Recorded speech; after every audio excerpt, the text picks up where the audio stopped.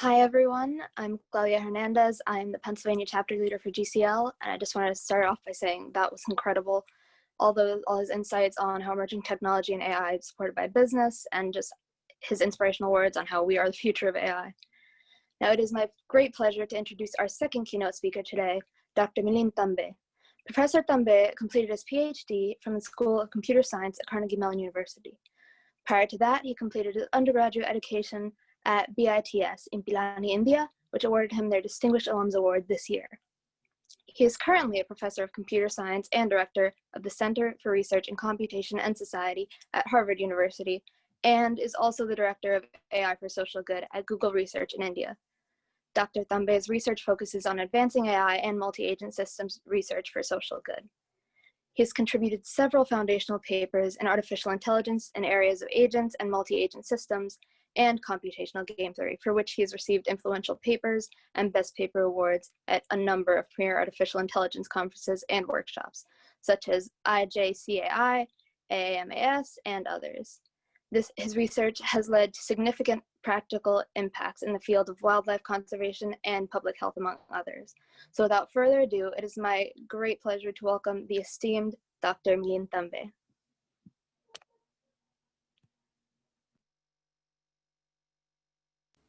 Thank you. Thank you, Kavya, for inviting me. Thank you, Claudia, for this kind introduction. Thank you all. I hope you can hear me, and I wanted to share my screen. So thank you.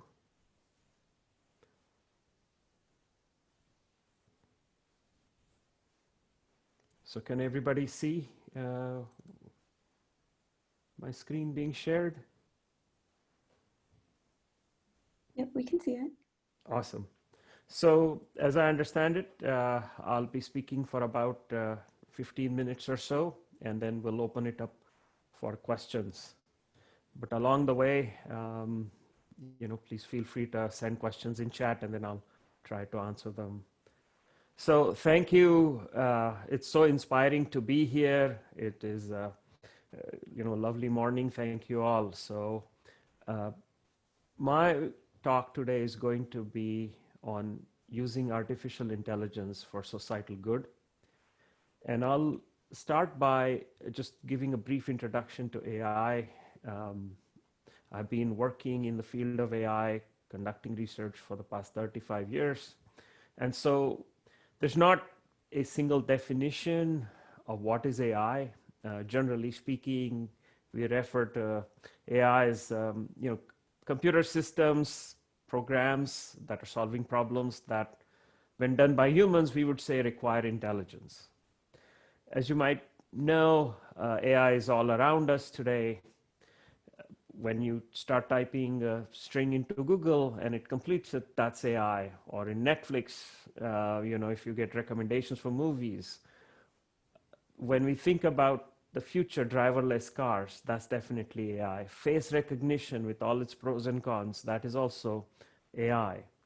So AI comes in many different flavors and forms.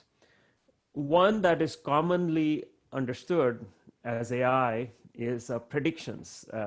So, based on what movies you've watched, what other movies would you like? So that's kind of AI making recommendations or predictions. So this is the common way in which AI gets understood. But there is another part of AI, which is planning. And so if you go to a foreign city and you want to understand, how to drive from place A to place B, in this case, from my hotel to, the Google India headquarters in India, in Bangalore, you can have Google predict how long it will take to travel along each of the different route segments, and then tell me what's the best route to take. So here it's not only predicting, but it's also optimizing. It's planning for me and telling me which route to take. And so it's not only making predictions, but planning. That is also part of AI. There are many, many techniques that fall under AI, single umbrella, whether we talk about machine learning and deep learning, which is what often gets understood. But if it's language processing, There's other aspects of AI such as strategic reasoning, game theory, decision theory, risk modeling. So robotics, I mean, these are all different parts of AI, and so it's many different things under one umbrella. But what I'm going to speak to you today is AI for social good. By that I mean using AI for the benefit of society in areas such as public health, in conservation, and public safety and security. These are areas that we focus on where people may not have benefited as much from the use of AI.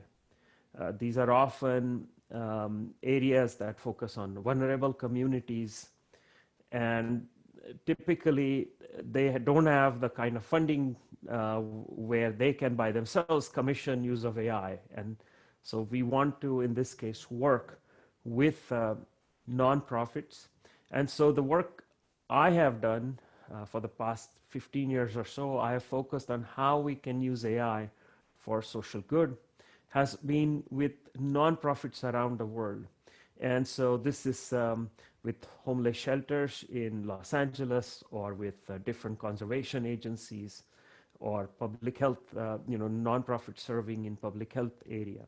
This requires us to really immerse ourselves in the domain. So you can see here some pictures of us going to different parts of the world for wildlife conservation, so working with rangers, really understanding from them firsthand what challenges do they actually face, and based on that, deliver solutions that are useful to them.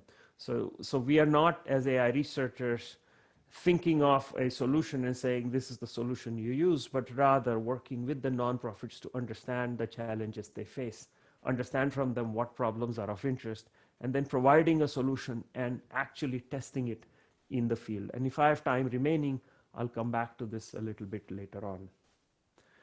All right, so what is a major challenge that we face? Why do we need AI in this nonprofit sector? It's usually because these non-governmental organizations, these nonprofits, are often resource limited. And so how can we optimize our limited intervention resources in order to bring about a good outcome? So concrete example, and you'll hear a lot more about it, so I'm just going to briefly mention it, is trying to protect endangered wildlife around the world. This is from my trip to Murchison Falls National Park in Uganda. And so there's wonderful wildlife there, but there's threats to this wildlife in terms of these traps or snares that are used to maim and kill wildlife. And in fact, on the right panel, you see here, thousands and thousands of these snares are placed in the national parks every year in order to try and poach wildlife. Now, why is this problem such a difficult one? You can imagine in national parks such as this Queen Elizabeth National Park in Uganda, which is thousands and thousands of square kilometers. This is massive, massive area.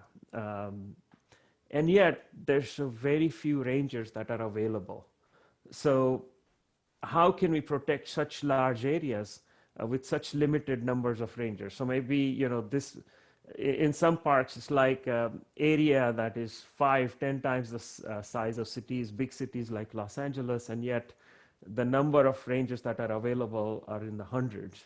There's no way they can go around the entire park. And these are silent victims, these endangered animals, because obviously, there's no way they can inform the rangers that a crime is being committed. So our job then is to take a park like this, and you could imagine dividing up this park into 1 kilometer by 1 kilometer grid square, so thousands of square kilometers. Can we predict in advance where poachers may set traps or snares so that rangers can go and remove them before they kill wildlife?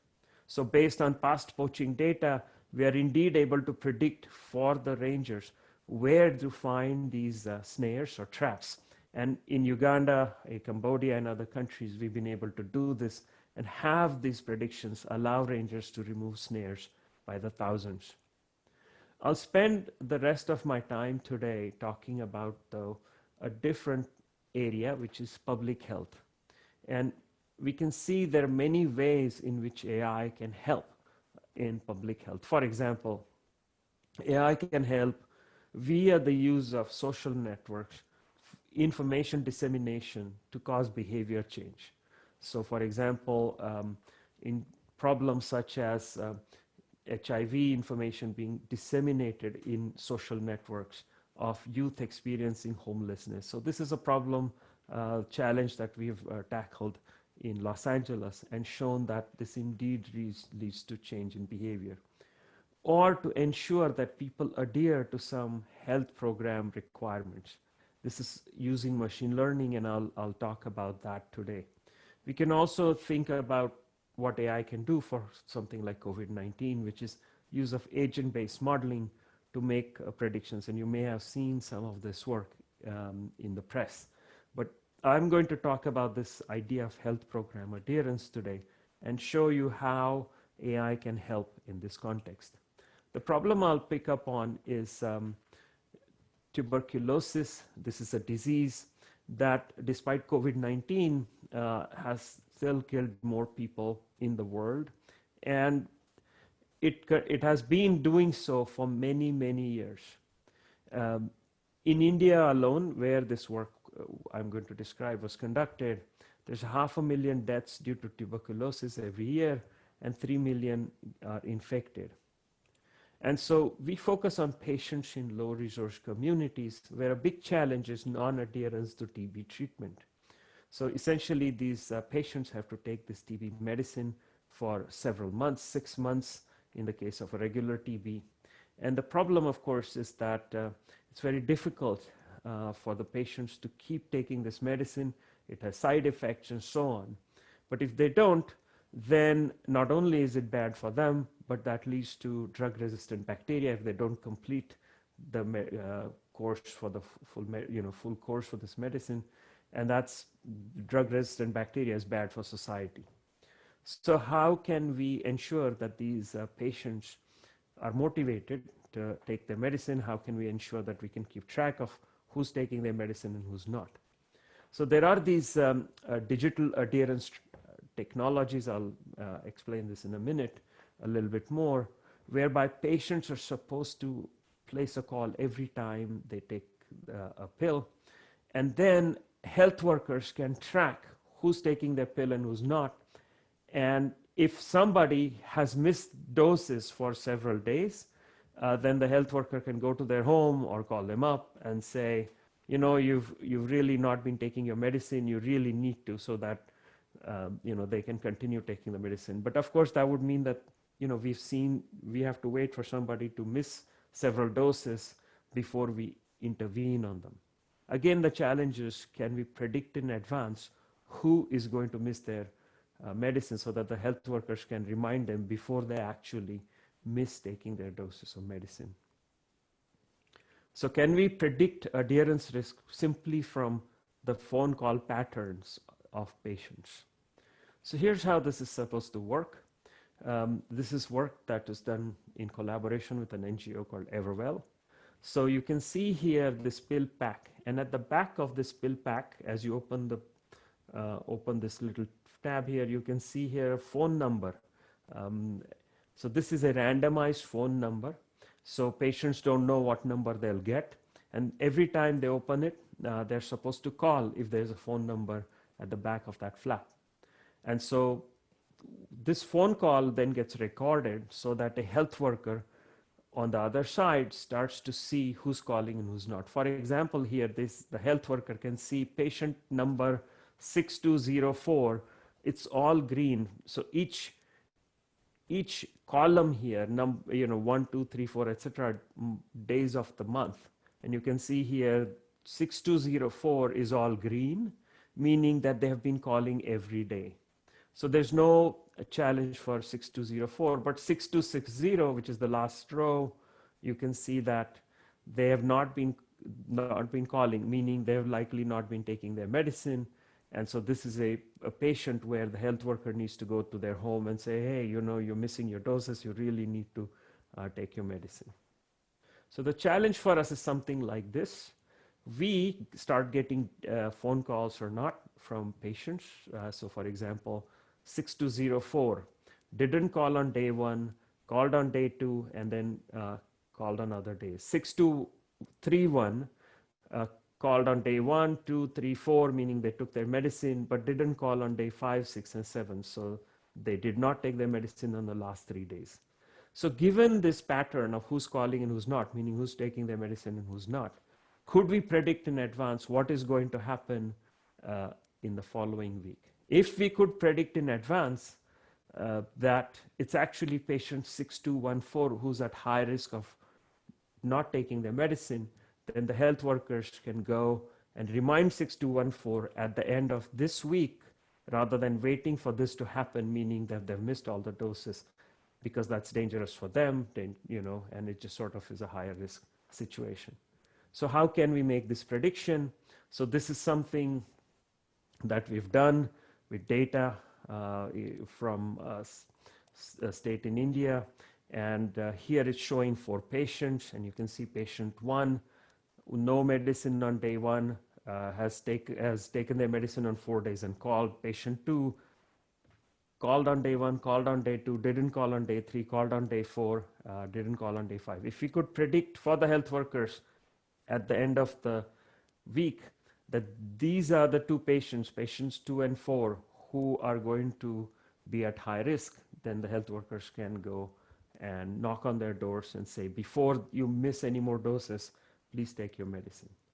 And so this is, we built a machine learning model based on data we have here of 15,000 patients and 1.5 million phone calls. And the calls record when the person called and whether they called or not. So both the time of the call and whether they called or not. And based on that, we are able to show that our model, machine learning model, is 35% more accurate in identifying patients who are at high risk of drop-off compared to the original method that they were using, which is a simple set of rules. And it has also reduced the number of false positives. So Bill Thies, who's a co-founder of Everwell Health Solution, points out that this work has a lot of potential to save lives. We are in the process of integrating this solution with the software that they have so that we can start making these predictions of waiting for some regulations to be, to move through some of the regulations so that we can start integrating the software and start making these predictions. So this work is very much underway. So since we have limited time, I'll say stop here and just give this last couple of slides I have. So we've been working on this area of multi-agent systems, which is my area of work, which is a sub-part of AI, for helping society for social good. In our view, AI has a tremendous potential for improving society and fighting social injustice.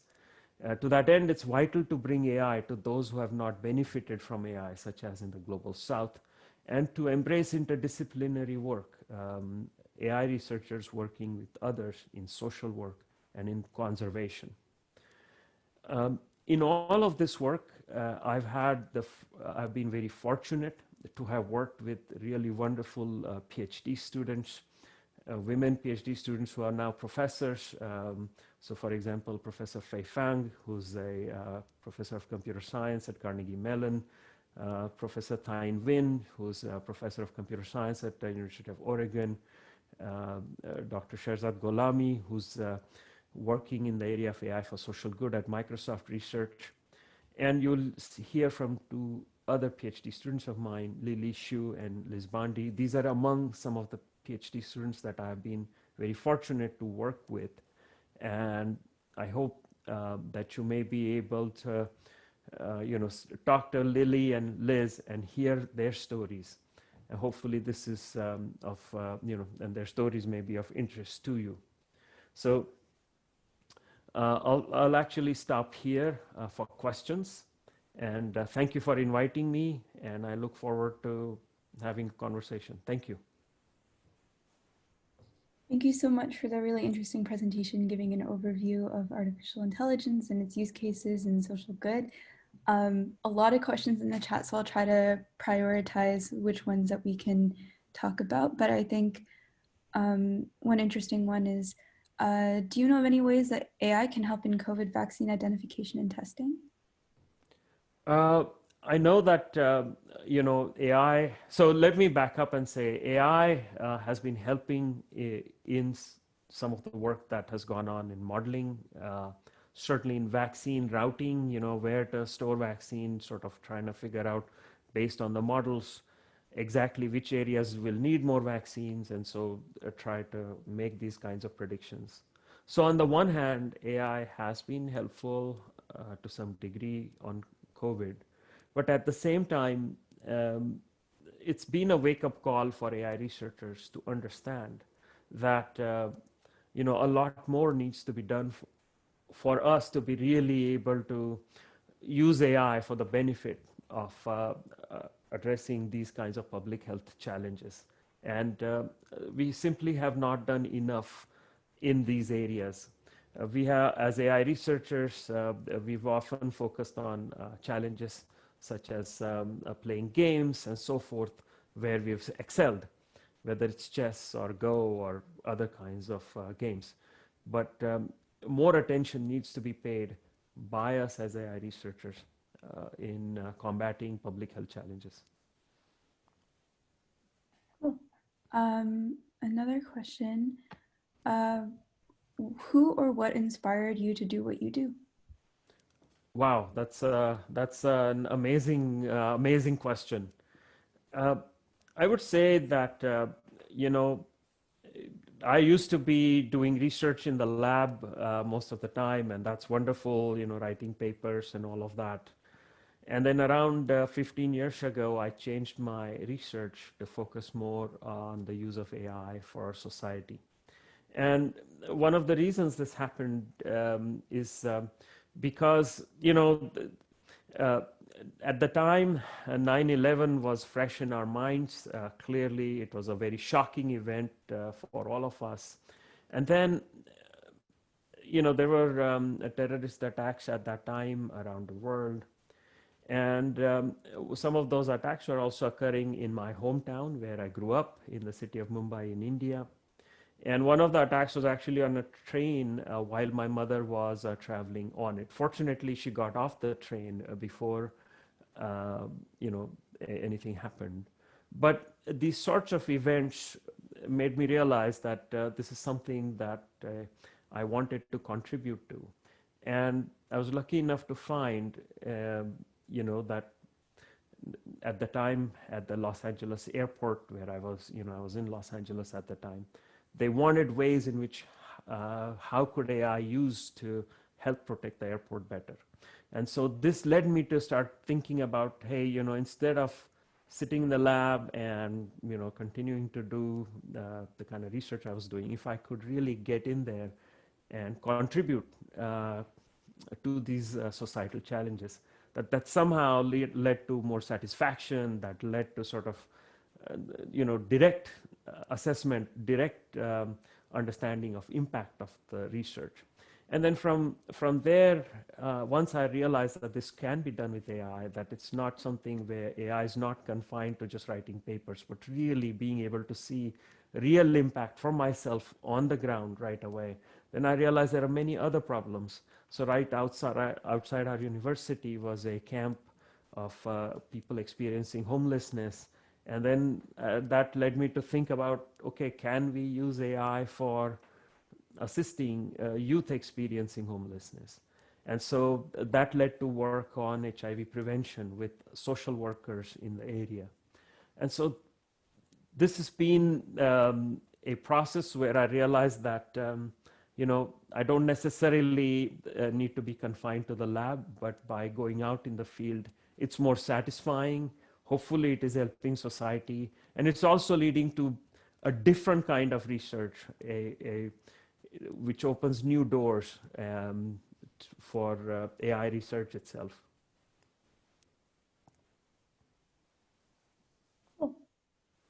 Another question about AI and trust. What are your thoughts and how can we improve it? Could you please repeat the question? The interplay between AI and trust. How does that interplay play out in the future? So clearly, to build up more trust in AI, we need things like explainability of these AI systems, to build more transparent AI systems. Concrete examples are work we've been doing for it in wildlife conservation, where the AI systems make predictions about where rangers should patrol. In order for the park rangers to the park managers to trust what predictions are made, it is important for the system to explain itself. Why is it that this area is high risk and some other area is low risk? Without that, it is going to be hard for the park managers to understand why they should go with these predictions. Furthermore, sometimes the AI system just doesn't have enough data to make good predictions, but it is going to go ahead and make some predictions. So it should point out that, okay, there's some places where I'm really not that confident about my predictions, but in other places I'm quite confident. So these are ways in which, by building a better interface, an AI system with better explanation, with better ways of communicating the lack of its knowledge. So the AI system is not all powerful, all knowledgeable. There are gaps, and being able to transparently point out that it has that gap, it would be able to build. These are just some aspects of trust, but essentially these are the types of things we need in order to build up trust, among other things. Great. And one last question, just because of time, we might be able to answer one more after this, but what innovations will you be watching out for in the next 10 years of AI development? I mean, these are all been really fantastic questions. I think as we move on, personally, I want to see more AI applications towards social good, towards where AI can be used in the nonprofit sector more effectively. A lot of the successes of AI have been in closed world systems, whereby, something like a game, whereby the rules are set, everything is well understood, and so there's a clear-cut measurement of success, and so you can have an AI system train itself really well in this kind of a closed system. When the problems are open-ended, such as let's stop poaching around the world, or how do we prevent HIV, or stop help in trying to reduce deaths due to tuberculosis. These are big open problems. It's a very complicated, messy system involving human beings and AI systems hopefully working together. These are the kinds of interesting, messy, real world open challenges. Data is not available in the plentiful. The rules of the game, so to speak, are not clear because, for example, as I mentioned here, you have these patients who may not be taking their medicines, and you're trying to make predictions, but they, sometimes may take their medicine and call, sometimes not take their medicine, So it's messy data, incomplete data. Places in situations like these is where I would like to see AI making greater strides.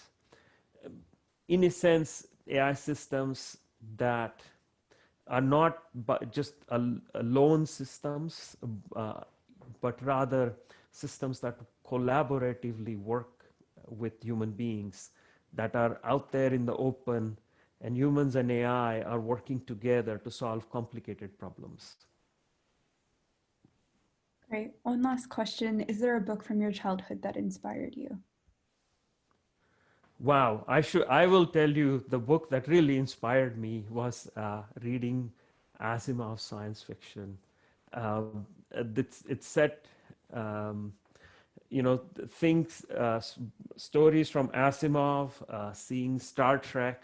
These are the types of things that inspired me to go into AI, to see that, potentially there is a bright future that technology can bring to us.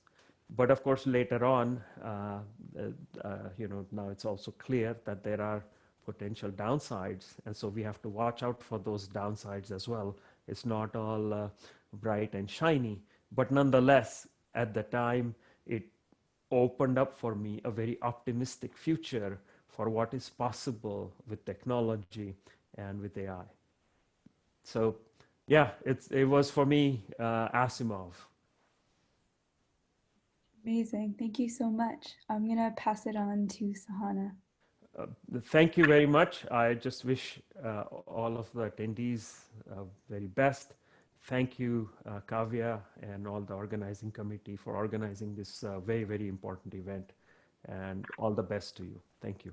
We really appreciate you taking the time to come talk to us. I think all the insights about AI and technology and all your answers to questions were really building off of the fact that we need more informed individuals working in AI. So thank you so much for inspiring us.